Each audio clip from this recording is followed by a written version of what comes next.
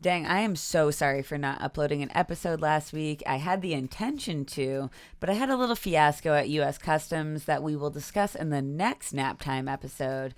But that was a little bit of a mood killer. But we're all good now and ready to keep vibing.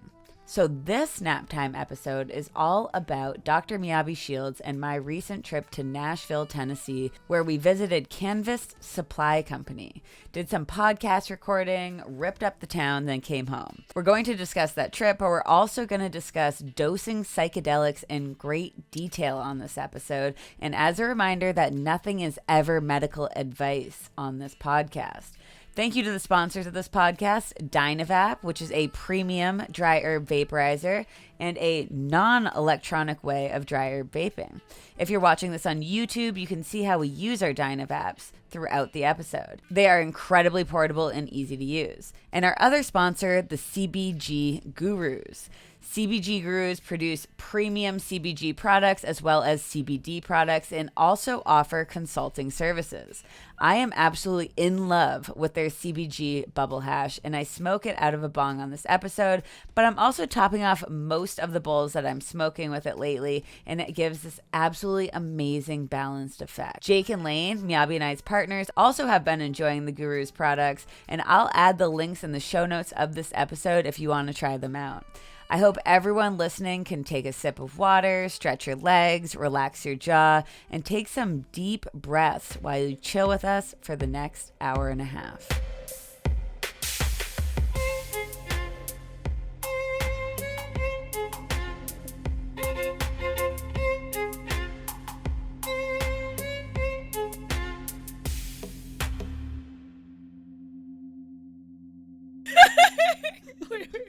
I'm gonna be here all night. I have some raspberry tea. Nice.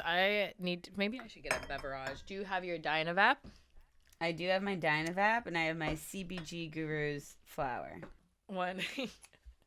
Once I was like at a business meeting, and I don't know why I was playing with this knife, but I was like throwing it up in the air. It came back down and landed on my toe. It started bleeding everywhere. Dude, one time I was camping and I woke up to like something pointy on my body, and it was a full knife that I had just like opened for something while we were camping, and I was sleeping next to it, and it was like poking me throughout the night. So irresponsible.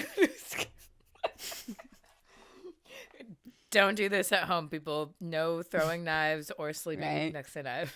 Welcome back to another episode of Nap Time on the Bioactive Podcast, where myself and Dr. Miyabe Shields are going to talk about all the cool research we're doing at the nonprofit, some just candid conversations about cannabis science and how it's relevant to people, and we're going to talk about some really cool products, which today I think we're so stoked about because we have a couple cool things to check out. But first, we're going to do an unboxing from one of our newest sponsors that we're so thankful for, the CBG Gurus, who sent us both care packages. And Miyabe's going to unbox the care package, and then we're going to use the things in the care package. Yeah, this is packed care package here. I know, it's an awesome care package. Is stacked. So first, we got the stickers. Love it. CBG cannabigerol is, to me, actually really, really helps me. Oh, there's a little letter in here. That's so nice. Oh my gosh, that's so cool. Looking forward to continuing the advancement of stoner science. Woo. Perfect. I love it. It was such a thoughtful package. Yeah, nice. And then I've got a bunch of cards. Let's see. This is a 1-to-1 CBG to CBD. Mm-hmm. I used to take a one. I took a 1-to-1. Is that the tincture that you just brought out? Is that a tincture? Yeah. Okay. Cool. Yep, it's a tincture. Oh, it's made from bubble hash. Ooh. Just points. wait. Points. Okay. Okay. CBG tincture. Nice. Did you see their videos on Instagram of them making the tincture out of bubble hash? No. It might have been just on their story, but it was really cool. It's cool to watch. Oh, I'm going to give this to Lane. This is the nighttime tincture, has CBN in it. Nice. That's perfect. Has Lane tried a CBN product before? Yeah, but Lane's been having a hard time staying asleep, which CBN is good for helping to stay asleep. That's actually the Very not cool. necessarily even putting you to sleep. So so I'm definitely, this is kind of perfect because I needed like wife points, spouse points. Awesome. So Go thanks, CBG Gurus. thanks CBG Gurus. This says high society. Looks like, it looks like a concentrate. Yeah, Man, there should be a couple. I'm excited in to there. talk. Excited for us to talk about concentrates, but actually, I don't. There's too much One of of this package. I gotta those. keep going.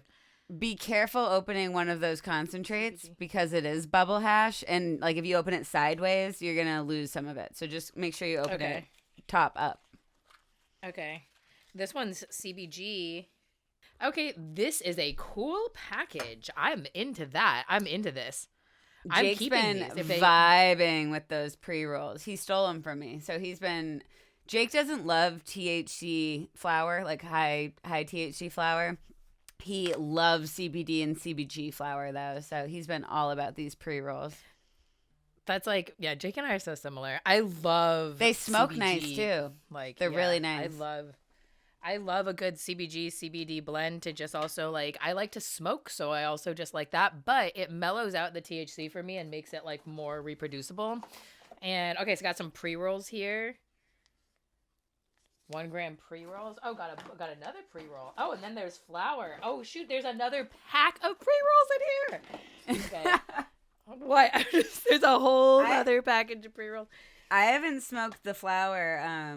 Like just this is not the pre-roll stacked. Yet. I know. All right, so this, wow. I'm like, shout out CBG Gurus. This is like amazing. Okay, so squeeze to open. Hopefully I can do that. Sour Tangy. This is CBG. Are we gonna smoke the same thing? Yeah, CBD Legendary OG. I think I'm gonna go CBD Mango Tree. Wait, let's smell them. Okay, I already smelled Mango Tangy. Oh, Janet, I know. I know. Which one just combine them. Sour Tangy. I could be into CBD right now. Like, my mind is still racing from doing that presentation. Like, I went through and was like looking at it. I can't open this. Oh, the mango smells so good. The mango tree. What is going on? Like, they're definitely childproof. Okay. Well, also this is for real though. I have pre-arthritis. So like this is like a real situation. Like I need like what is pre-arthritis is just when you feel the symptoms of arthritis early? Yeah, like it runs in my family. Rheumatoid arthritis does. And so like I started waking up with like This is a CBG flower. I'm just showing anyone watching on YouTube. Watch it on YouTube. Hell yeah, I got it open. Nice. Okay. CBG Sour Tangy smells good. Okay, I'm going to do this one just because that was so hard for me to open. So I'm packing my Dyna. So the other cool thing that we did mention the DynaVap, but DynaVap, they are also sponsors. They're sponsors of this podcast, and we're going to smoke our CBG hemp out of the DynaVaps. And one thing I really like about these is that they're dry herb vaporizers that are incredibly accessible. They're manual, non-electronic dry herb. Yeah, non-electronic. So also, it's actually like amazing. Like I bring this when I'm traveling for long distances because you just can't count on a vape battery. They're just nice in general because essentially I'll show anyone watching this. You load up your flower in the chamber here, and then you put this little like cap over where you just put the flower, and it's kind of loose fitting, so you can feel there's a little bit of room there, and then you typically use a butane torch like I have here, and you're just going to heat around that area of where that cap is, kind of where it says DynaVap, where that logo is there, and then you'll hear it click, like, and that means like it has enough heat has been produced in that area that it pulls that little sheath down, and that means it's ready to vaporize. And it actually like hits pretty hard for a dryer vape, honestly. I did not know the physics behind that. Thank you for explaining that. I've been thinking about it a lot. I mean, not too like that's amazing. Also, I think that both of us like liking the like manual nature of this is funny because it's like hand in hand with like a whole bunch of other things that like. But yeah, so I will say that the coolest thing about DynaVaps to me is that I was introduced to them by this like badass advocate in India, Malaika Kamat. And she was the one who convinced me to even try dry herb vaporizing at all, because I was like, yo, I don't really like dry herb vaporizers. I like to smoke, you know? But yeah, then she has one of these, and I hate this torch to light. Uh-oh, is it out? We're like, manual vaporizers are amazing. You don't have to worry about anything.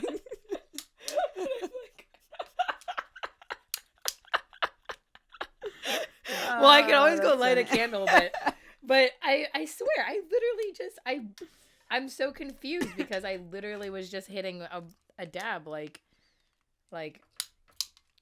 okay, I gotta go get a lighter, I guess. I was literally just, oh, here it is. Oh, nope, yeah, it's totally out. Yeah. Wow, that happened. You know what? I've been using this thing for a while, though. It's like, I'm not upset. I wish I had more butane, because it definitely tastes better with butane. You could do it with anything, though. I've done it with, like, a candle before. I've done it with just a regular lighter, but yeah, the butane, it's also just quicker. Like, it takes a while with a regular lighter. And just a warning to people, that cap is, I mean, kind of obviously hot after. Fucking hot, yeah. Give it some time to chill out after, but the DynaVap is a great option. It's super affordable, too. I'll put links to DynaVap and CBG Gurus. You got to hit that rosin from the CBG Gurus, though. It's nice. That's what I've been chiefing on that all day. Yeah, it tastes good. Like, and it hits like well. And I like to pack it to go for the DynaVap. Like, I'll pack it, and then I'll bring some pre-ground flour with me. You know, they have like a one-hitter type thing too, that you can put pre-ground flour on one side and the DynaVap in the other. Whereas this episode, like the entire kind of theme of this episode is going to be about our trip to Nashville. And we had such a fun time in Nashville. And I wouldn't say it's unexpected, because I was expecting to have a good time. Nobody has a bad time in Nashville. But, like, it was way more fun than I thought it was going to be. And the people over at Canvas Supply are, like, some of the realest people that I've met in a long time. And we had a really good time meeting all of them. Yeah, what was so wild was that one of our friends here, Corey, shout out Corey from Harbor House Collective. He's a cultivator over there. And Corey messages me because I was posting that we were going to Nashville visiting Canvas, and he's like, you got to reach out to my buddy Will over there, like, when you're there, like, you got to connect. So I'm like, oh, dude, connect me, like, you have my cell phone number, like, do it. So Corey texts me and puts me on a thread with Will, and I'm like, oh, it'd be great to meet up. I don't really know what we're doing after this, because we were eating lunch with Preston, who is and we'll have to get there. But then it turns out that Will was like, hey, who's the friend that you're in town meeting? And we were like, oh, Devin from Canvas Supply Company. And he was like, LOL, I'm sitting right next to her at the state. Where were they at? The state Senate? They were advocating for a probably bill. State House of some, yeah. They were, and it had Nashville. to do with THCA, I think. And I don't even know if they know what's happening with that yet. No, I think that they said that I thought it was 90 days. I might be wrong about that. But isn't it 90 days until like a decision, right? I think it's 90 days until something has to be filed. Like there's some sort of. Oh. But okay. I don't know. I could be wrong about that. But it was just so funny because he was sitting right next to Devin, and he's Devin's business partner, and like little known to him, he already had committed to spending like all week with us. Yeah. He was great. The team was great. And yeah, so Canvas Supply Company, they donate to our nonprofit, or they've been donating to our nonprofit 4.20% of their profits of their products. So that has been a huge contributor to NAP. So we thank them for that. But what was so cool is I thought this was a really cool part when we show up and we like walk into the Airbnb, and it's just like all your like stoner needs are taken care of immediately. Like, you don't have to worry about it. There's a Puffco proxy there. There's some concentrates. There's some flour, rolling supplies, coloring pencils, a drawing book, a bunch of snacks, a bunch of different drinks. It was awesome. It was like celebrity status. Like, I feel like we arrived and we were like, we've made it. Like, yeah. Felt really cool. I also think it was really amazing because this is the first city we've been to and traveled to where neither one of us had been there yet, and that was really fun too. And we'll get to that part. But yeah, it was just incredible from the start because I wasn't like sure how like difficult. I guess I wasn't really sure like what my level of medication would be, and it was definitely at the level I wanted it to be, which is great. Like that's best case scenario for something that we were recording content, like we were there like meeting and learning and like getting a lot of like advice and like learning, and it was really an amazing trip, an amazing opportunity. Like it was also amazing like seeing the success of people at their company and also the success of having family. Like they definitely prioritize the balance of family, friendship, and successful business, but also understand that does ebb and flow, and it does take a whole community to kind of be on the same page and help each other out. I thought it was really cool. They were talking about if somebody's like having a bad vibe day, that you just don't come in the office because, that's just like, it's okay to not have a good day, but just don't kind of bring down the vibe of the office because you're having a bad day. Just stay at home if you need to and work it out. And I was like, I feel like more offices should be accommodating like that. Yeah, it was about taking care of you and like taking the time that you need. And it's something that I feel really strongly about that, we've talked about it a lot, but that's something that we both feel really, really, really passionately about, is that you are more productive and a better worker and get more done when you are in the right headspace for it. And if you don't have that headspace, or if there's something else going on, then give that attention. Like give that the necessary attention in life. And this is definitely a point of privilege, and it's something that I feel like would be incredible to contribute to changing, at least in the cannabis world, because we should be allowed to, for example, like we should be allowed to have days where we are dosing incredibly high all day, every day, like no matter what, in my opinion, no matter what job you work. I mean, maybe, you know what, let me take that back. I'm sure there's some. Yeah, I wouldn't say that as a blanket statement. But I'm like over here being like, I'm over here like operating heavy machinery. Yeah, so a lot of jobs I feel like could be more lenient with that, and a lot of people are already doing that with self-medicating at work from home jobs too. And thankfully there's more opportunities open for that. But it's funny you talk about like taking care of yourself, because this past weekend I was doing mushrooms, and this was a kind of a rare occasion where I wasn't around a group of people. I was actually like kind of ended the night by myself, which was super valuable because I'm never by myself and I love it. But it's just, like I noticed when I was mid-trip that I was like in my house and there's so much mess around. Like it's so dirty. There's so much going on. I have clothes I haven't put away in so long. My bed isn't made. My space where I use cannabis is really messy. There's just like bags of weed everywhere. And I'm just like looking around. I know I'm a messy person, but like I'm not that messy. And I'm just looking around like I am not taking care of myself. I am definitely putting other things above myself as far as my environment. And all weekend long, Friday, Saturday, Sunday, Monday, we had different people at our house, and I would like scramble and clean for just a little bit to try to get it neat for them and move on, whatever. But it's like I didn't take the time to actually like clean my space and make sure like I was okay to help other people, because our house is like this place a lot of people come to, and I love that. I love hosting people and like having that space. But like I noticed as that last group of people was here, like I was kind of like pushing them away, like kind of actively being like, I don't want you here anymore. I need my space back. Like I am collapsing and I need to take care of myself. I feel like that's just necessary to, and also when you say that, I'm like looking around my current space right now. Yeah.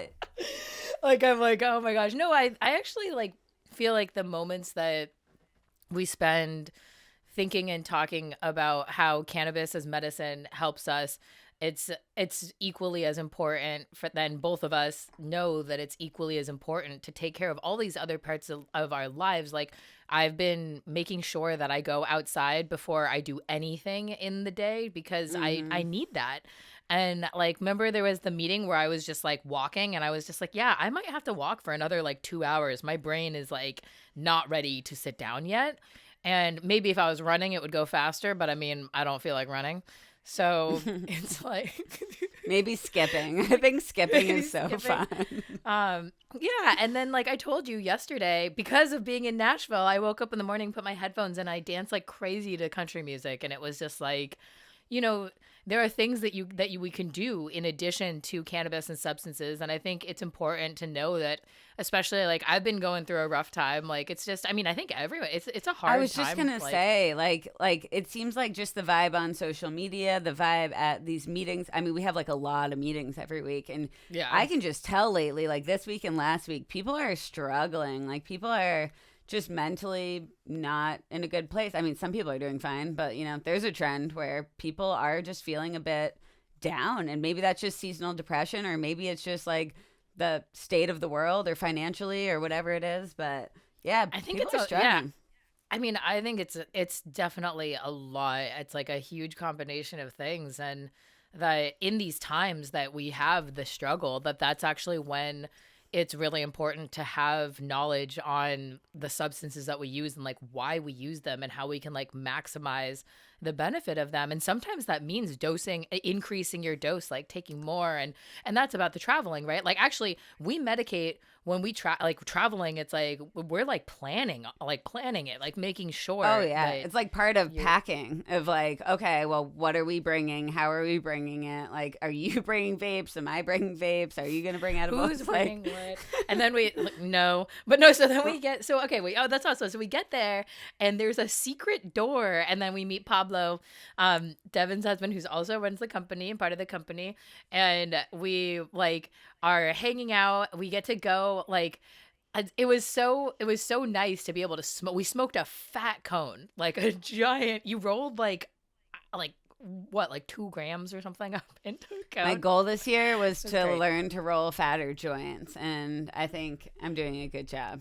Oh yeah, that was a fluffy one. I actually have that conversation. I listened to it today because I was just like starting to put together our Nashville videos that we actually video logged. I'm gonna be like Eric Kahn. Nice. It vlog. Actually happened. We did vlog. At least there's a bunch of scenes of us entering doorways. Mm-hmm. Like, we vlogged cool. the doors. We vlogged all the doors and some of the smoke sessions, and it was awesome. It was just an awesome trip to get to see, and the industry, being a part of the industry has changed my life, and meeting people from the industry has changed my life and changed my world. And a lot of us went into the industry for access to our medicine. A lot of us went into the industry to increase access of this medicine. And it's not everyone, but it's a lot of us. And it's so cool to be around. Like, and just the openness too, like the conversations we had with Devin and her family and the people at Canvas, almost right off the bat were like pretty like in-depth conversations about just like life and the way we think about very specific things. And there's a lot of similarities among the way that cannabis users think about things, because we've been kind of operating on, you know, the outskirts of legality for a long time, so kind of outside of the norm for a long time, and we've always kind of grouped together. And this is actually kind of the basis of this Weird Brains talk that we're going to be doing this year, talking about how cannabis kind of shapes the brains of people, and you kind of have this coevolution happening where you do feel more independent and resilient, and you feel that camaraderie with your peers within the cannabis community. And that was so present at Devin's home and in this environment at Canvast, which is, you know, they're really maintaining that cannabis culture. And by the way, Canvast has a podcast, which Devin is the host of, called A Little Higher. And we were both guests on the podcast together, and we were guests separately on the podcast. So those episodes aren't out yet, but you should definitely listen to her podcast, because it's a really good listen, just about like raising kids and the integration of cannabis with motherhood and psychedelics and microdosing and that entire world. It's a really valuable perspective. And Devin's just like funny and fun. And she's really like, fun. Like, so I want to say something about your interview for your individual podcast that was so cool. Was that we've been working together now for almost 3 years, and there were parts of that interview for the podcast that your topic was cannabis as a gateway drug to like unlocking your life, to like finding your path in this life and unlocking the opportunities and options in life. And there were so many parts of there, things that you talked about that took like me and you like almost 2 years to talk about. And I just think that's really cool. And it's such a special thing to feel comfortable in spaces. And we were so comfortable, like right off the bat, being able to talk about what is our deepest interest. Yes, it's our deepest research interest, but it's also like cannabis is linked to, for both of us separately, different aspects of our lives that are incredibly important. Like it's Totally. it's linked And we've to evolved these with different. it. Yeah, which is Yeah, part like, of what this the talk is going to be. Weird And our talk is Brains. actually, the Weird Brains talk is also cool because it's going to evolve. So we're going to be giving this talk in different locations throughout the year. We're starting in Boston at NECAN in March, and as the talks evolve, as we as a group interface with the community, we're going to evolve the aspects of the talk that we're talking to reflect what we've learned from other people, and to reflect the insights that that happen when weird brains and cannabis get together and talk to one another. It's this part of it that's, you know, we could even say the molecular, like we could get into the nitty gritty and be like, let's talk about how that you know, how that actually works, because there is a two-way street for sure. And yeah. And so Weird Brains is us two. It's Future 4200, which is Dustin. And then there's also Sido Cat or Catherine Sidman. And then Kate is also going to be at least in Boston. One dab bitch. One dab bitch. Kate is not a one dab bitch though. Like Kate's like a 3 dab bitch. Like, oh, Kate's awesome. What? But 3 dab. But you're so right about like the different interviews. I mean, we've both been on so many different podcast interviews and these different types of interviews. And you kind of have these like layers of yourself that you present based on your comfortability within that situation, right? Like sometimes I've definitely been on podcast interviews where I'm not comfortable and I'm like, oh, yeah, I'm Riley. I live in New England and I smoke weed. Like, that's it. That's all you're getting from me. And then other ones, it's like, yeah, you feel comfortable of just putting it all out there because the other person made you feel comfortable, shared a bit about themselves. And, you know, and I just, you know, just inherently trust Devin, just how much she supported us before she even knew us, just because she supported our cause. It made me feel a lot more comfortable in Nashville too. I can feel uncomfortable in the South because I was born in California, spent a lot of time in Hawaii as a kid, and then have lived in Boston. Like that's those are the areas that I'm familiar with, and I've had some like, you know, like I've had some different experience. It's a culture shock. It's very, very, very different. And so I was feeling like that was just, it was so incredible. And I was feeling a little apprehensive, but then I was almost immediately not apprehensive once I arrived, which was really cool. And then we ended up, so we ended up on the last night out, going out in Nashville. And this is actually tying into the next thing that we want to talk about, which is that we are writing a protocol about, we're starting to envision, and when we say we're writing a protocol, let me just say that Riley and I have been writing a chemodiversity theory for like 3 years now. Don't rush us. Don't rush us. When we're ready to talk about it, we'll talk about it. Like, well, I mean, we're ready to talk about it in snips, and we've been talking about it in snips for years. But like, it's like, so we're also in the process of writing a protocol. But this protocol is about cannabis and psychedelics together, and how you can use, oh, good idea, I should light up again too, and how you can use cannabis and psychedelics together and harness their potential together. And we do it. Raise your hand if you've ever used psychedelics without cannabis. No Empty hands. No hands in here, that's for sure. I I mean, asked I've that never it's like at like every psychedelic event I go to, especially like the conferences, when I ask people about that, they're always like, yeah, we don't really mix the two. We don't really think about that. But that's like clinical settings. But I feel like in the real world, almost everyone is mixing the two because they just go together perfectly. They synergize with each other. They potentiate each other in some ways that like, and it's different. The different mixtures are different, right? Like acid and weed versus like shrooms and weed versus like all three, the hippie flip. Like there's like mescaline, and like they have a different effect, but it in general is a synergy and a potentiation. And I think it's beautiful, and it's really, really, for me, impactful medically, because it allows me to reach deeper insights in different, like deeper spaces in psychedelic trips without taking larger doses of psychedelics. And that's good for me because psychedelic experiences last for a really long time. And sometimes having like an increase in intensity, for me, like I only need an hour's worth of increased intensity. And then I need to be able to like re-regulate myself. And that's something that like might change in the future. But for now, it's something that like, you know, the two of us and Lane like have done a lot of work on dose schedules and how to make it, how to design different experiences basically, and taper differently. And it's been, to me, medically extremely beneficial. I had big breakthroughs in Nashville. Like, no, I think it's incredibly medically important, and especially for people like us who consume cannabis very regularly every day.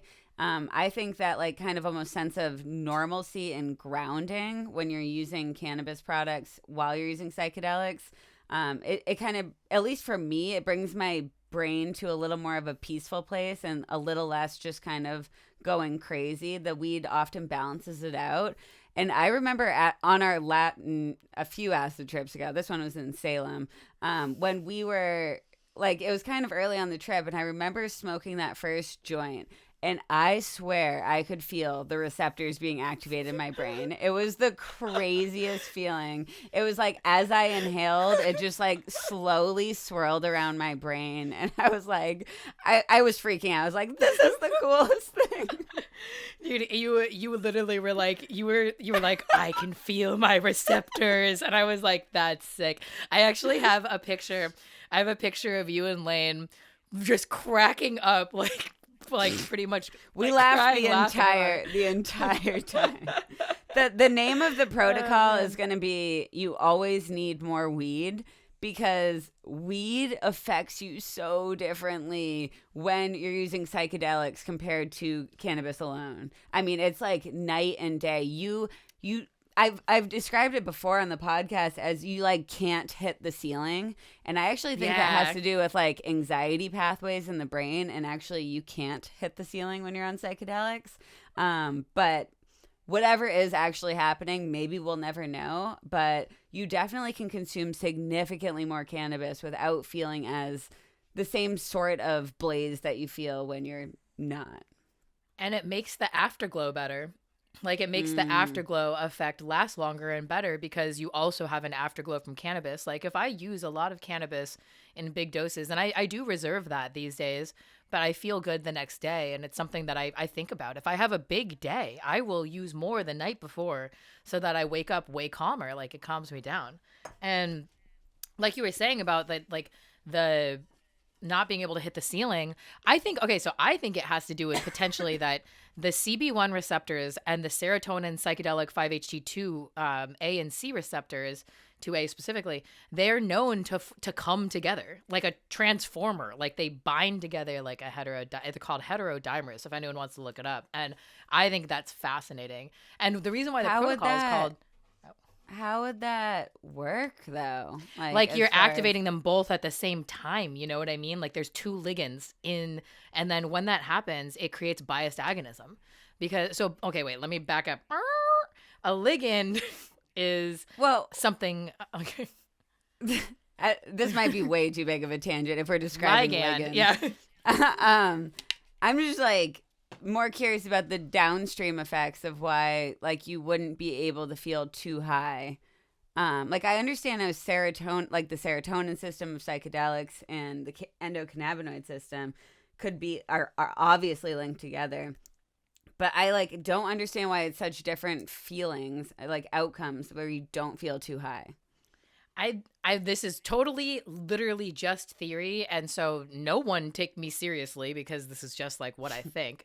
But I think that it's because if you have a heterodimer, which means there's two receptors and they're together, we actually know that they signal differently, that they cause like different domino effects to happen as you activate them. So basically, if THC is present by itself, it's going to cause, like, say it causes a domino effect that ends up, turning on a green light or something. and that it turns on like 50 green lights and you get anxiety at 48 of them, something like that. But that, let's say that you have a psychedelic like LSD or like psilocybin, or well, actually psilocin is the active one, but that you have one of those in the serotonin receptor, and it's pushed up against the CB1 receptor. They're like connected together. Now all of a sudden, even if THC comes and binds, maybe instead of lighting up 50 green lights, no matter what, it will only light up like 10 green lights, and it lights up like 20 yellow lights over there instead, because that's how nuanced these like tiny little, these are like 3-dimensional physical changes in the shape of these receptors that cause these changes. And so the fact that there's another receptor there, like with LSD or with psilocin bound to it, and it's like shoved up against the CB1 receptor, it is basically like it could affect the shape. I mean, I don't know. It also could just be system level, right? We always need more weed. And I will say a warning statement here. There's one published paper on the combination of cannabis and psychedelics, and they did find that at high doses of psychedelics and high doses of cannabis, it's not good. And I think that a lot of that, yeah, it's too strong, it's too much. So everyone needs to like be really comfortable with their limits, and that when you know that when you're mixing them that they will synergize. And it's also very important to know they will increase each other. And we're like never talking about hero doses when we're talking about doing psychedelics. Just to be clear, like we do what we call and what Shulgin calls the museum dose of cannabis, of above a microdose. You can still feel it, but it's not kind of that like overwhelming feeling of a full trip. I mean, I have many times full tripped, and recently and in the past, but often when I'm doing psychedelics, I'm talking about doing like a gram to a gram and a half max, like max throughout the night. But we also titrate our doses differently than other people, where we will like take very small steps throughout the night. And this is not how most people take psychedelics, but we like, depending on how we're feeling, we'll either take, 0.25, I should say, quarter gram doses or half gram doses as kind of just steps up the psilocybin ladder throughout the night. And they kind of build throughout the night. And then you kind of plateau eventually. And again, you can use cannabis to kind of ride those plateaus longer.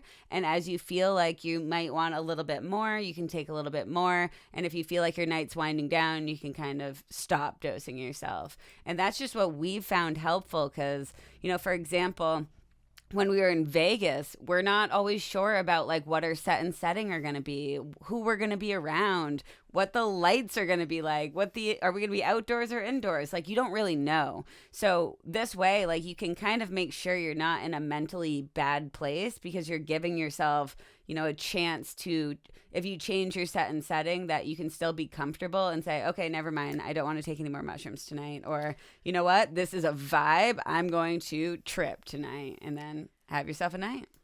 Which was Nashville.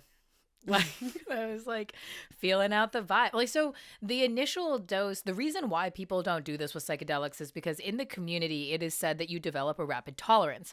And I've looked up like why we think that is. And I've heard some people say that has to do with an enzyme that will like break down and metabolize the psychedelics faster. And I think that comes from ayahuasca. That's why people think that, because ayahuasca contains an MAOI. Ayahuasca contains something that stops that enzyme from happening. That's why it's so long versus when you smoke DMT, it's only like 10 or 15 minutes. But ayahuasca, when you like drink it and you drink it with the blocker of the enzyme, it lasts for a long time, like 12 hours, 14 hours, too long.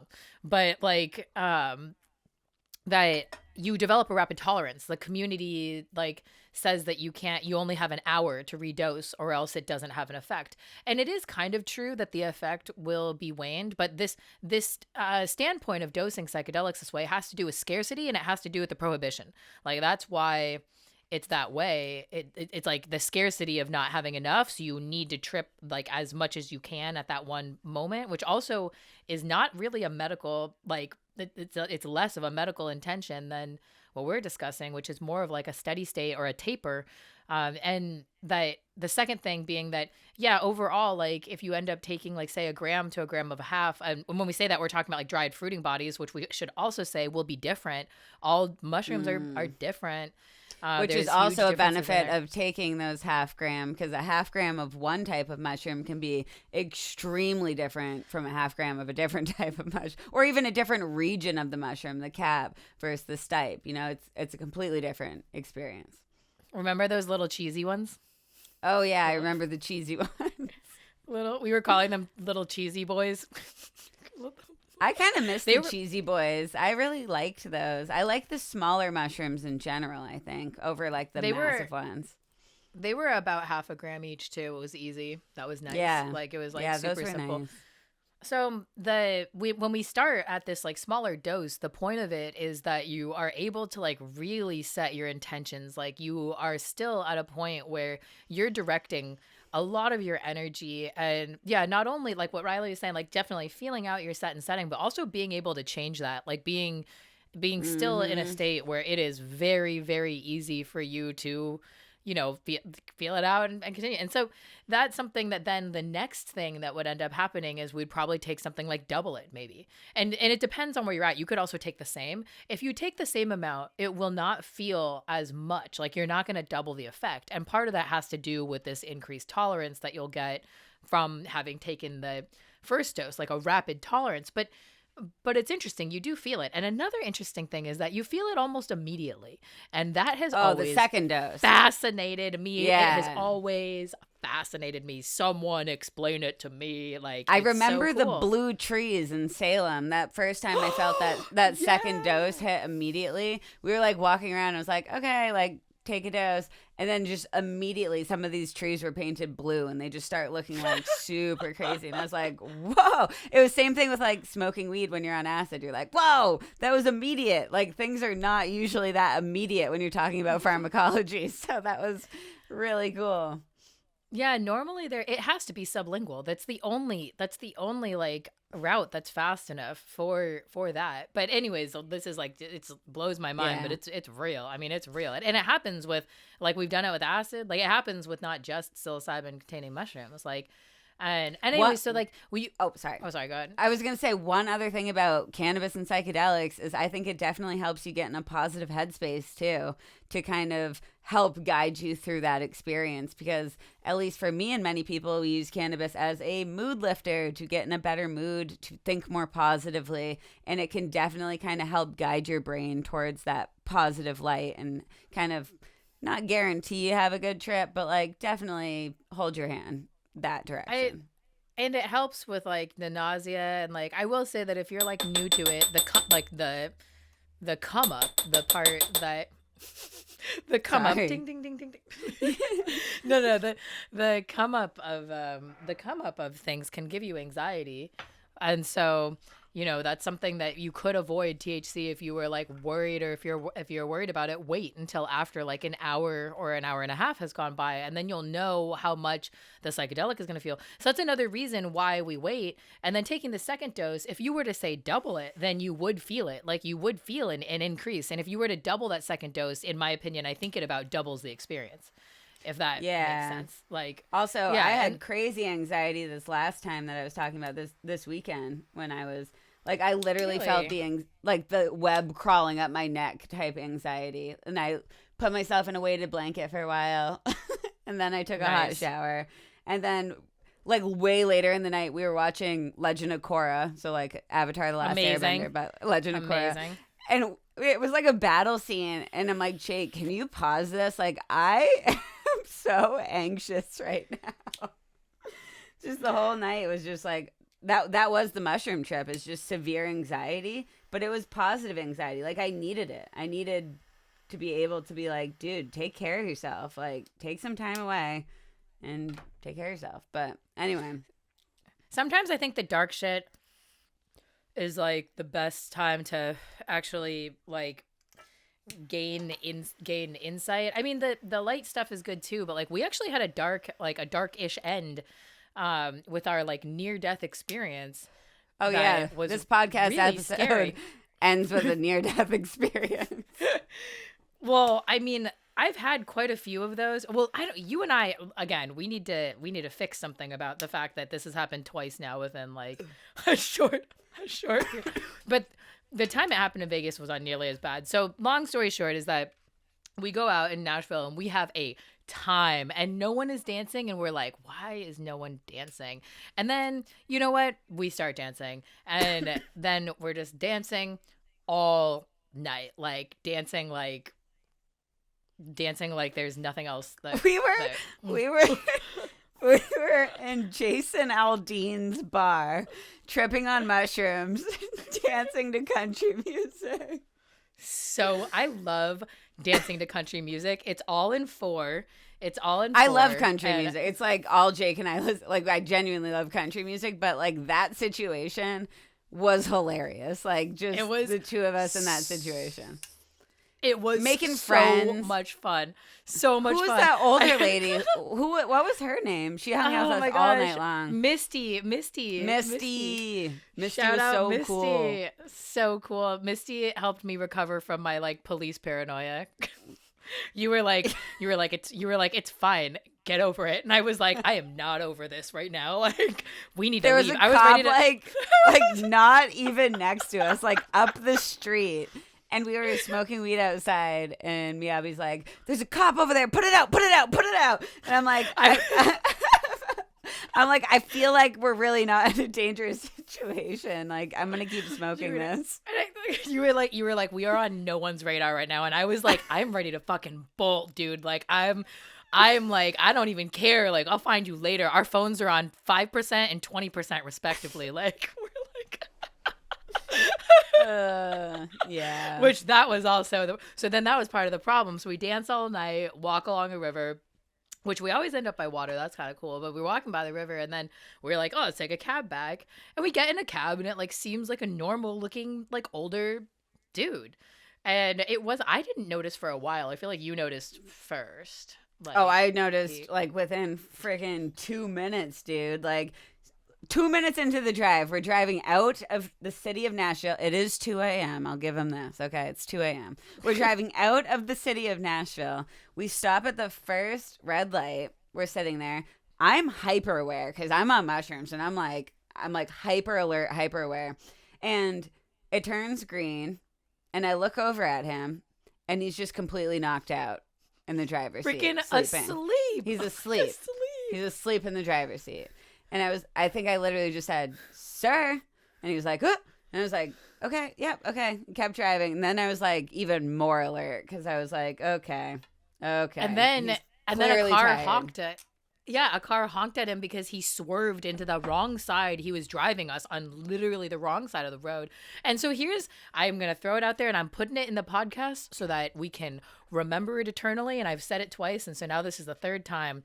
We need to get out of the car when that happens. We need to get out of the Riley and I now rode twice with them for 20 minutes. No, it was not okay. Look, basically my response, okay, we looked at each other and made eye contact, and we both were like, we're terrified. And my response was just to like buckle my seatbelt tighter. Like, no, we need to get out of the car. Like, we need to like have him pull up because he barely survived. And we get back, and the next day we're like telling everybody about this, and everyone's like, "Oh my God, what did you do?" And we're like, "We paid him." We told at that him, like, point, please. We were just excited to like touch ground. We were just like, what do we have to do? We were going over like a freaking overpass. Like, we were on a like 1-lane overpass where you're like high off the ground, and he was running into the things on the side of the road where like when you fall asleep, you are running into those things. And we were like, we were talking to him about his life so that we could just make sure he was still talking to us. Like, it was oh my God, literally, just asking him about what he's doing. And then he was like going to pick up more people after us, and I'm like, "Sir," and we were like, "No, we should be your last ride of the night." Like, this was frightening. He did say he was going home when we left, because when we left and paid him, we were like, "Go, are you going home? Like, go home." And he was like, "I'm going to go to sleep." And we were like, "Good, because you're on the wrong side of the road right now." He was on the wrong side of a one-way, like going the wrong way. Oh my gosh. Yeah. That's how, that was like, yeah. So then we were like shaking and stuff. But yeah, the good story. So it was definitely a scary situation. And our lesson learned by far is that we need to get out of the car, because also, but I think that both of us have some form of like decision paralysis or something with that. Like, there's something that like, can I tell you something wicked scary? I don't even know if I told you this, but I have had so many premonitions that I'm going to die in a car accident that I am so scared of vehicles. And Jake, like, I am that passenger that's like, you know, whenever like something small happens, because I am like, anytime I'm in a vehicle and somebody else is driving, I'm like staring at what they're doing, because I don't like trust everyone driving. Everyone's distracted when they're driving, and I think I'm gonna die via that mechanism. Dude, driving is something that needs to be taken extremely seriously. It's the most dangerous thing that we do every day. Like, it's the most dangerous activity that any of us regularly risk. Actually, that was a really cool perspective of like, I think it was Alex Honnold, the free climber, who does like free solo climbs that are crazy huge, and it's like no rope, and it's like wild scary, like just it's like, but I think it was him, he said something along the lines of like, most people don't recognize like the risk that you take in an average day, and that is true. Like, the risks that we take, like one of the main risks that we do take is driving, and I think that it is something to be taken seriously. And so, like, not to like segue into something kind of controversial, but like when we talk about driving, like we take it very seriously. Like, it is something that is a activity that requires a ton of focus, that requires a lot of attention, that requires you to be calm and regulated and making decisions that are not based on any sort of like emotion, and not having your decisions be impaired by other things. And that there are a lot of things that can impair you. And cannabis is, it's like, I will say that like for some people, absolutely, cannabis is going to impair you. That's the part of the conversation that like we're missing, is like, we're not saying that people don't get so messed up that they can't drive. People do get so messed up from cannabis that they can't drive. Those are 100%. Your more, you know, newer people to cannabis that definitely have not built a tolerance. Maybe they don't need it for medical reasons, whatever it is, doesn't matter. If you're not a regular cannabis user, you know, you definitely should not use cannabis and drive. It's when you've built it to the point of it being a part of your life and a part of your medicine and a part of your routine, where it's essentially just necessary for you to live a normal life. For people like us, like that, I genuinely believe that we are not a danger to the road at all. And I think that anybody who is texting or on their maps or just looking down is a billion times more dangerous than any cannabis user behind the wheel. Or anyone who has road rage. Anyone who is like extremely angry or anxious or in a hurry to get anywhere. Like people who will be cutting you off. Like the other day, and I was just like, and I am going to just say it. Like, I grew up in Southern California. I drove from Orange County to LA, over and back over twice each week as a kid. And it was brutal. I do not like being in traffic, or you know, and yeah, you're a fast driver. Yeah, I also like to push. I don't even realize that, like, that's the other thing too. Like, it's not that I don't realize it, it's that I like it. Like, I like to drive quickly, which is like, I'm not saying I'm like super over the speed limit, although I've driven pretty fast, like in my life I've gone quickly and I like it.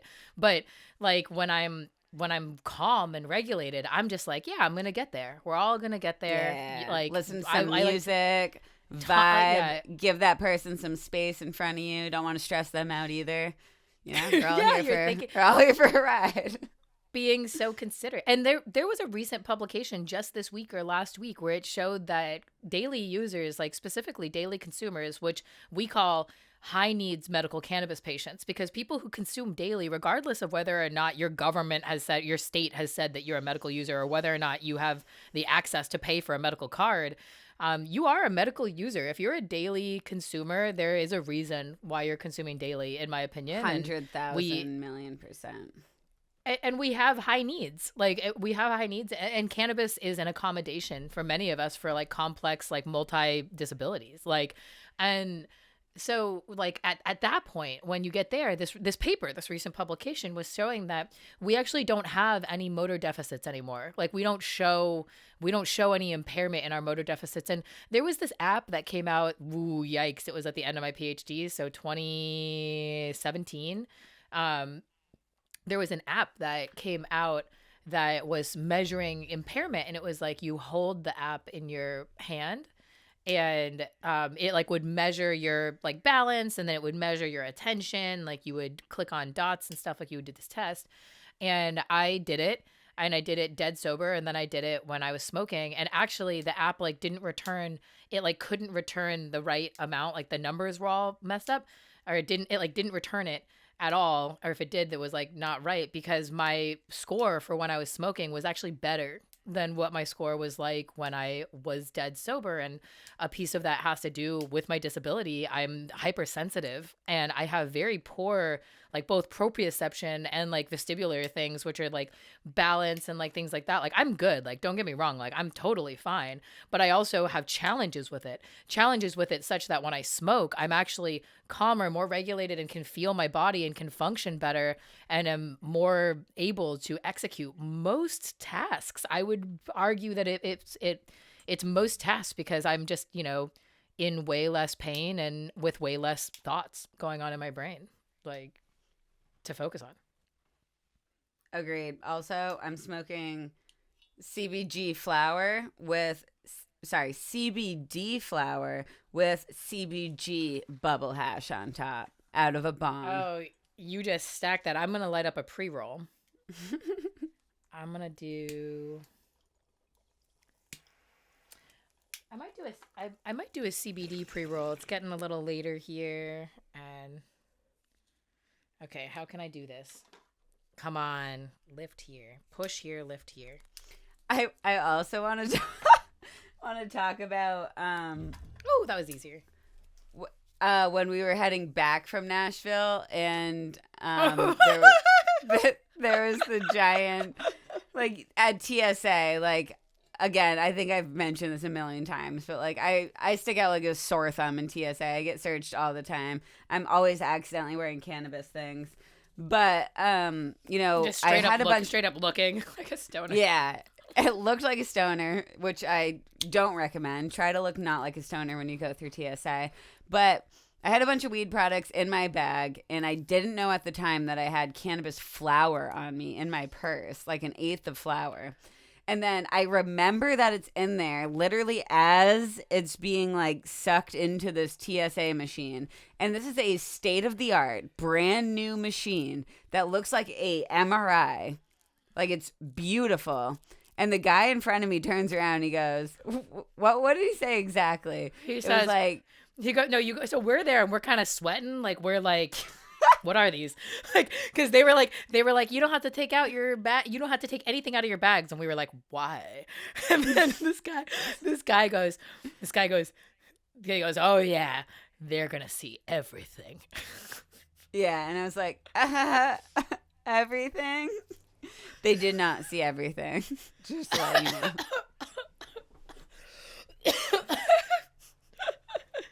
Oh man, that was funny. Yeah, we vlogged on the way over. That was one of our first videos. Was we were like, the best part of any trip, the beginning of any trip for stoners. Oh yeah. Like, oh, gotta let Joey go. Joey. So glad he's pooped. Do you know how many texts I got today were like, did Joey poop?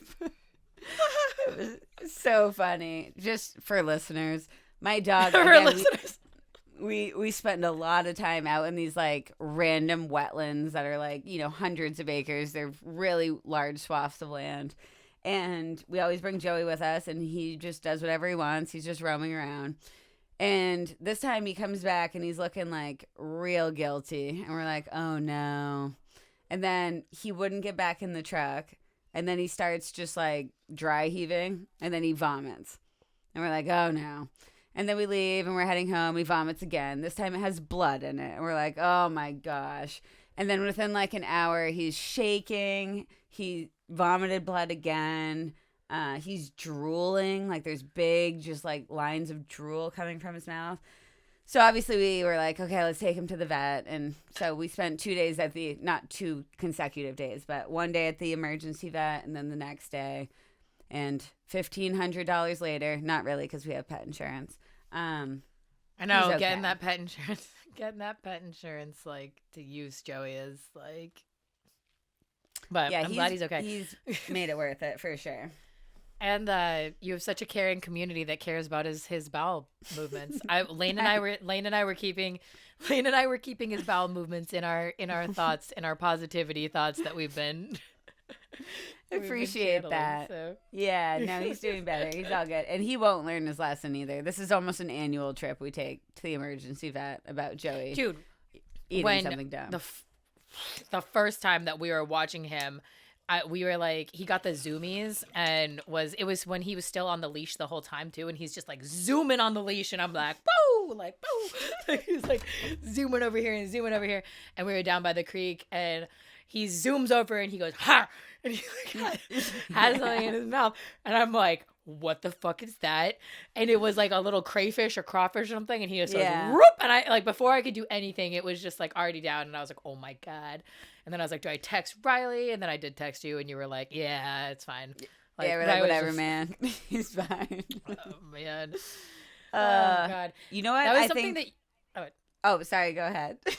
Oh, I was just going to say that you talked on the podcast about, like, your space, and you talked on Devin's podcast, but in your individual episode, about, like, creating spaces for psychedelic experiences and about something in between. And you and I have talked a lot about that, about how there are two sorts of experiences that are available for people who are, like, very interested in trying to, like, dip their toes or get in the water. And you kind of have to, like, say, choose a camp between, like, a more traditional experience or a clinical medical experience, and that both of those settings are incredible for their own reasons, but both of those settings are not for everyone, you know. No. And that there is and needs to be a different option, or maybe just even a spectrum, if you will, of options that can be, you know, built around individuals. And that's why we want to start writing protocols, because protocols are about, we don't need to like offer the space. We don't need to be like, hey, everybody come to my house and like hang out here. This is the only space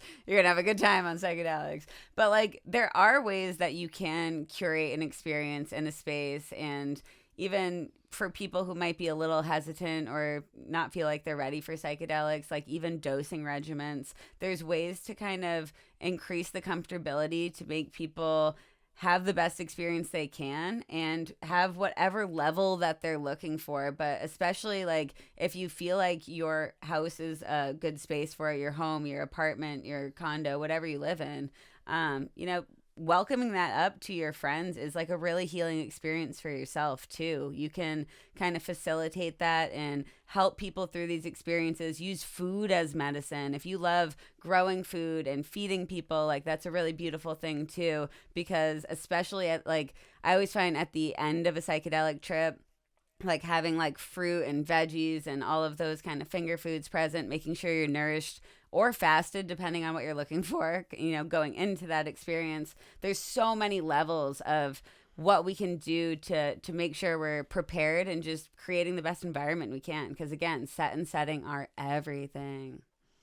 And I also think that we're gonna talk about like techniques and things that we do that can help guide that different experience, right? Like having options for things that you're going to do. And also knowing that like changing your space and changing your environment can be a powerful tool. So if you are going to be tripping in an environment with either by yourself or with a group of people, you could keep in mind that maybe you could create a couple of spaces for yourself. You could maybe, before you even think about what you're going to do, have options for not just different like activities that you would want to do, but for different spaces that you would want to find yourself in, and different tools for processing or different tools for engaging in those deeper thoughts that is the desire that most people have when, you know, seeking psychedelic experiences. It's for this, you know, integration and this positivity and this like forward movement in life that, I mean, I have experienced like crazy. And I started using psychedelics late, relative to all of my other substance use. Maybe I'll put it that way. Like, and I was very scared of it. I was incredibly frightened.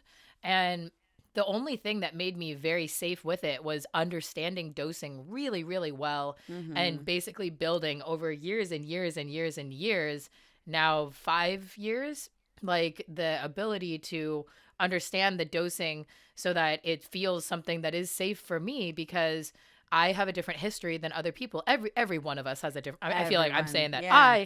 I have a different history. No, I know what you're saying though. It's like everybody's personal, history is different, and I just cannot reiterate this enough. The safest tool that you can get for your psychedelic journey is a scale. It is $10 on Amazon, and I will link that in the show notes of this episode. But especially when you're first starting, it is ease of mind, but also helps you understand how that dose correlates to experience. And it's really, really, like, I still weigh out all of my doses and all of my friends' doses because I still like to be that exact on the experience that I'm about to have. But some other people don't really care, and you don't have to do this. But if you're new to it, especially, and you're, a bit timid, having a dosing schedule and a scale is a great way to kind of just ease into it. Remember the year that we met, I used to wear like a special watch that I would like time everything on because I was just like feeling really, that was another thing that helped me, because your sense of time gets distorted because time is not real. But when you are using, a bunch of drugs do this, but psychedelics like definitely have a variable nature with time, where time can go faster or slower. And so you can have a hard time like even conceptualizing like how much time has passed or occurred. Like one of the times in Salem when we were like, we've been walking for 10 hours. Yeah. We were like, honestly. We were like, what? How is that possible? And then you like, your legs are shaking and your like feet are blistered and you're like, oh, I guess that does make sense. Well, also, like, you don't want to look at your phone. At least for me, I can't wear a lot of watches in general. Even my rings that I'm always wearing, I still have to take those off sometimes when I'm on psychedelics, or even if I'm just, like, feeling weird. Sometimes I just have to take off all of my jewelry and all of, like, everything and just be a clean slate, take a shower, and then start again. I feel like the other thing... Oh, sorry. I was just going to say, I love swimming on psychedelics. That was just a fun little side note. I love swimming always. Like, yeah, is like, I love swimming. The sensory experience of being weightless and then being compression. It's the weightlessness mixed with like, because the water puts a pressure on you a little bit. You know what I mean? Like, and then the sense of play, like an imagination mixed in with that is just chef's kiss. Now I'm just thinking about you on psychedelics being like, I'm a mermaid. you know it. I mean, all the time. I love it. Oh man, dude, doing psychedelics at the ocean is like maybe my favorite place on earth to do psychedelics. It is a mega sandbox you can just play in. The waves you can jump in, and like all of the sea creatures, if you put on some goggles, like it's an entire I Spy book. Amazing experience. And it's warm. Well, it's warm and cold at the same time. It's multiple experience. One of mine and Lane's like favorite memories early in our relationship is at a beach, and it was like just this like, it was probably one of the moments where it was like, oh, this shit's forever. Like, this is great. And I think that acid, so that was acid, and acid has this really interesting component to it where it has a mood lift and it has energy, and that's different. It is a different feeling. And acid is synthetic, meaning that it's an isolated one molecule thing. And I will say that acid is more reproducible. Now, I love mushrooms. Like, I love mushrooms and I value them immensely, but I also value acid for that reproducibility of the energy and the upliftingness that, can come from it. And that's where there are benefits. Like there's multiple benefits, and like I lean towards natural products like heavily. Acid's very portable, like, with all too. of these. Very portable. Yes. That and helps. You don't need a lot. The fact that it's so potent, is like incredible. Actually, acid is an incredible. I mean, psychedelics and cannabis, they are incredibly well tolerated by the body, like in general. And like, yes, there are risks associated with both of them separately and using them together. It's all about okay, so responsible use. I usually boil responsible use down to like three things. The first thing is not to put yourself in danger. So understand the dosing, understand like what dosing you are prepared for, and take less than that, especially if you're not experienced. If you're not super experienced, like always take a little less. And then so don't put yourself in danger. Don't do something that's dangerous. Like, and don't be alone if you can't be trusted or if you don't know. If there's uncertainty there, right? So then don't do that. Don't put others in danger. Like, don't do this while you're like caregiving for someone that you need, or a child or anything, or where you have an obligation that you have to go to where you have to be like responsible. So don't put yourself in danger. Don't put others in danger. And then the third thing is to have some form of intention. And that intention can be, I think it's okay for that intention to be escapism. Like, I regularly take a break and relax. And I use substances, yes, as a medical tool for like inflammation, for GI stuff, for mental health stuff. And I also use it recreationally to relax. And that's okay too. It's just like knowing that that's the intention, right? It's like having I say it all the time that I think like there's therapeutic value in like partying and having a good time. And I know that doesn't sound very scientific at all, but like being able to go out and have a good time and dance and laugh with your friends and cry with your friends and have that and be able to stare at a campfire and talk about how beautiful it is. Like, all of that is absolutely therapeutic. It doesn't always need to be like a full-blown trauma relieving experience. Like, you can go out and party and have a good time and use both cannabis and psychedelics recreationally. I mean, life is hard. Like, we began this episode with talking about how like a lot of people around us are struggling right now. Life is really, really hard. And if you can find a way to get out and just enjoy and laugh and have a good time and forget about all the other things, you should absolutely do it. And psychedelics and cannabis, like, they are extremely therapeutic and they are extremely safe, especially if you do just a little bit of research on, dosing and setting and just these really simple things. For me, the therapeutic effect of being with friends is so huge because I actually have never really formed a strong like relationship or attachment with a medical professional. I have medical trauma, and it's really, really difficult for me to like, it's not just difficult. It thus far has been pretty much impossible for me to bond with a medical provider enough that I trust them, that I'm actually myself. I'm scared. I'm still dealing with like what has happened to me, and it's difficult. And it's actually been a really huge challenge in my life to like not have enough support, because my mental health is quite severe for not having like systemic support, or to be able to like go to a therapist or a doctor in that case, because going to them usually traumatizes me, wastes my money, and then I'm not even myself when I'm there, and I'm just like not, it's not beneficial. And so in that way, 100%. Cannabis and psychedelics have allowed me to connect with people who support me and see me.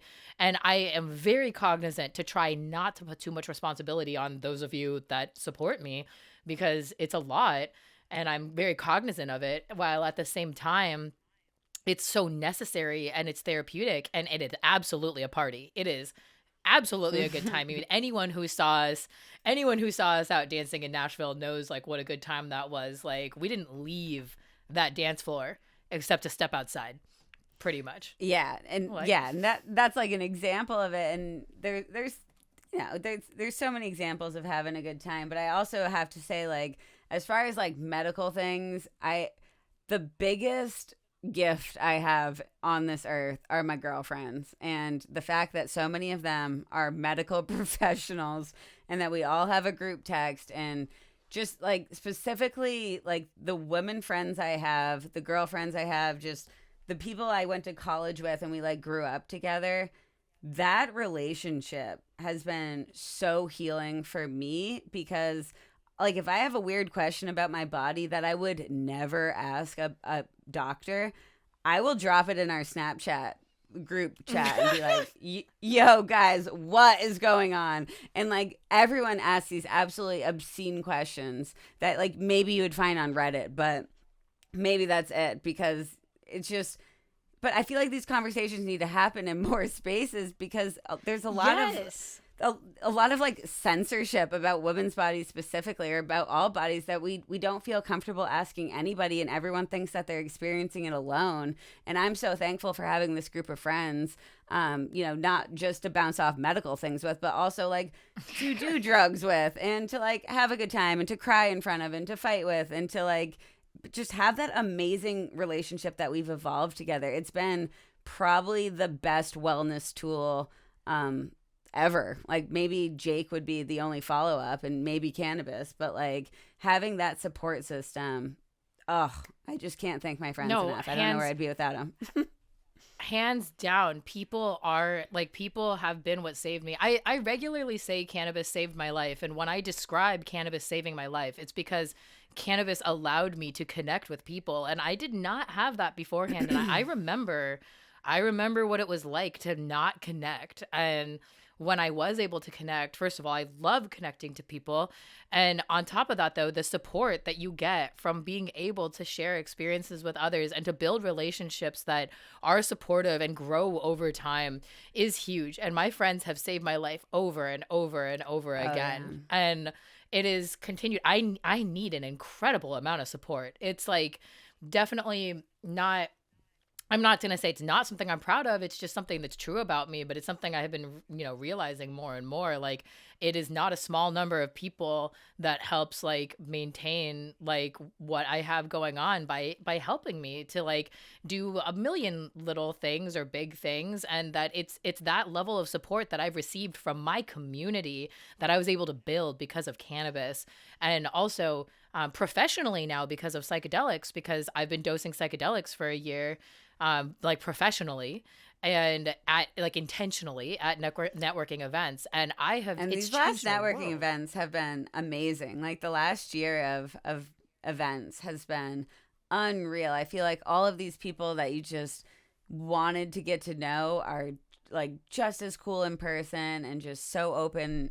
I've had a really, really good time at pretty much every event since last spring. I've been feeling like there's this like, sorry. I've been feeling like there's like with these events and what we're going to, and like for us, at least it feels like for me on my end, that there is a renaissance happening in the cannabis industry, specifically in the science, specifically in the science sector.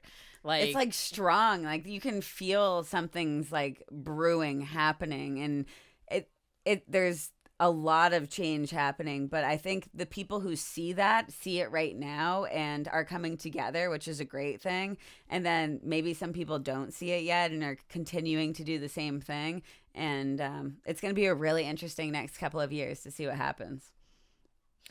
I'm so ready for it, because I'm ready for us to prioritize like the actual community and culture. And that seems like what is happening right now, at least not everywhere and not every space, but as things, as markets mature just in general, that is what will happen, because quality will start to matter more again. And not just quality, but also like a million other things about companies that are why people are dedicated to, like, I'm dedicated to companies that I feel support the things that I support, because it's a decision. It's a decision. And I know that everyone's in a different position, but like, it means something. It means so much to me, the amount of support that we have received for the nonprofit. And also just like a shout out to everyone who has donated, like all of our donors who have donated. Like, you are directly the reason. I want to share that we survived a major financial barrier, a major,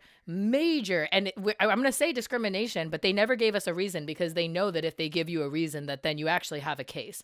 But it was discrimination, and we faced a major financial like strain that we did not expect.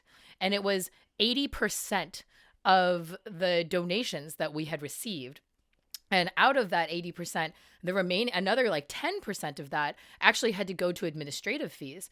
And so we were basically like surviving by, I think we made it by $34 or something like that. Like that was the margin of window that our nonprofit survived. And this is the green tax that is on so many different cannabis companies, that we are doing nothing wrong. We are doing everything compliant, everything according to the law. But because we are ancillary to cannabis and we talk about cannabis and we advocate for cannabis, and if you look us up online, we are clearly pro-cannabis people. We are, discrimination is the right word. We are discriminated against. And because of that, we had significantly more obstacles getting this going compared to a different company that was working with any other plant or substance or anything else other than cannabis. So I think it's righteous to be frustrated about it. It is, I mean, it's not only, I'm not saying wasting, but it is wasting our time, our money. Like, it's holding us back significantly, having these types of barriers. And again, I said this before, but like, how many companies has this happened to? And that these initial barriers are what kept them from doing what they could do in the world and making the change that they could make, because they didn't have those initial funds to cover something like this unexpected thing happening.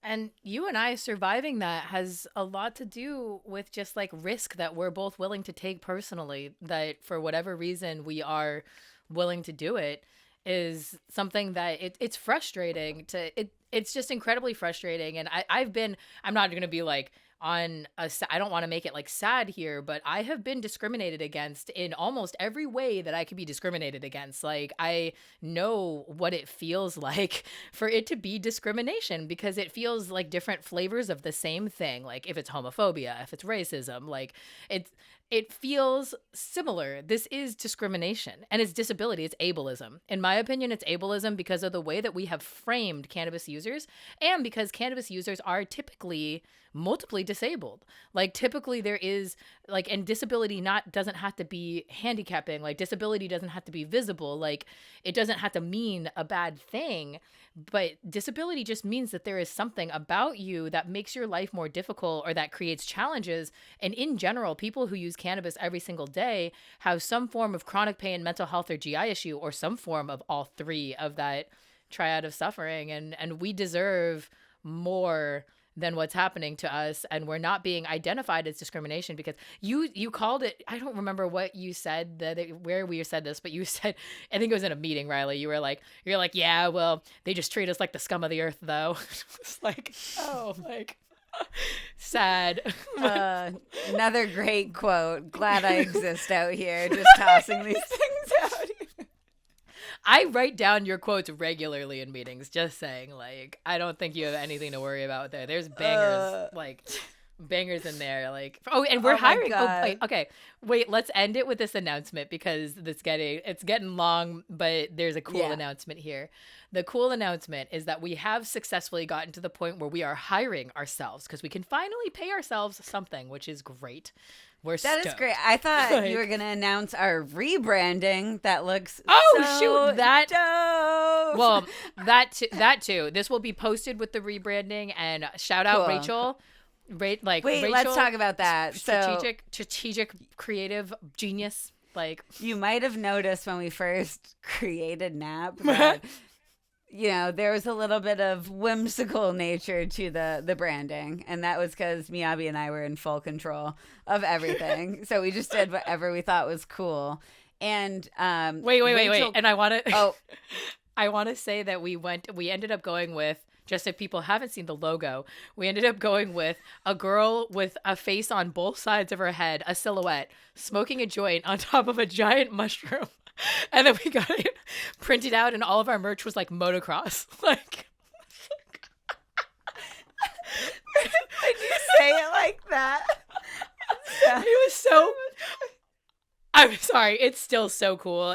I still am so into it. Like, God. I'm mad into it, but we were out of control because no one was checking us at all, and we were keeping it a secret. We didn't like announce the nonprofit. We were like doing it all like. True. Well, thankfully, Rachel Kolick, who is in Canada, actually reached out, and her specialty is cannabis branding and marketing. And she essentially said that she does a couple passion projects every year where she helps out brands, essentially like rebrand themselves, and she kind of walks you through that entire exercise and helps you design a logo and all that stuff. And she just does it for a couple people every year that she just genuinely believes in. And she reached out to us, and we were one of the chosen ones. So, ooh. And it has Sorry, been, we did this, So anyway, we were one of the chosen ones, and she just did such a fantastic job. We have completely new colors. We have a new logo. We have new fonts. It all looks amazing, and it looks so professional. And we just put together our PowerPoint that we're going to be presenting in Nova Scotia next week with all of our new branding. And it's like this beautiful moment of our data coming together with our new branding. And we're about to give this really cool talk in a different country. And it's just kind of surreal. The branding also is really fun and still really like upbeat and playful.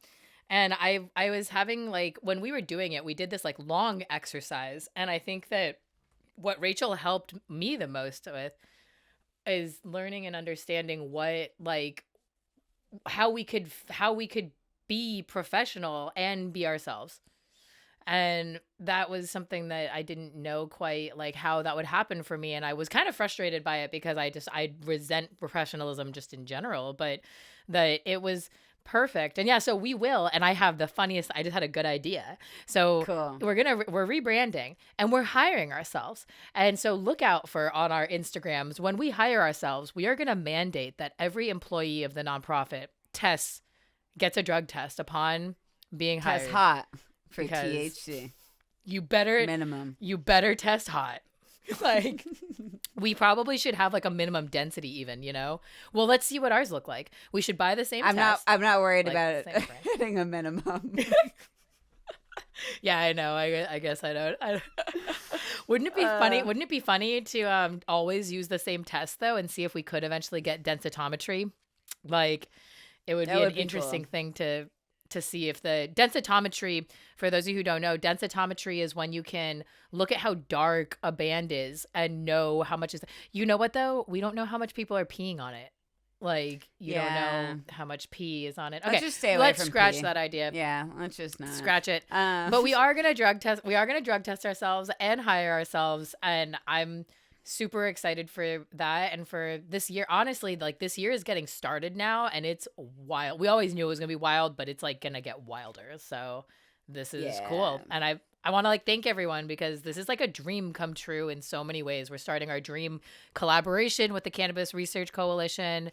And I was just going to end it by saying that, like, that we're going to do an episode on that. We were meeting today, and we were essentially like, why don't we talk about this on the podcast? This is so cool because we're about to start a series of experiments called The Science of Smokability, where we are going to look at different cultivation practices that ultimately influence the smokability of flower. So whether it's changes in the mineral content or whether it's changes in the dry and cure process of relative humidity and all of these different factors, white ash versus black ash. We're going to start just an entire series of experiments, and eventually we're going to, I don't think we should say we should write a book, right? That's not public.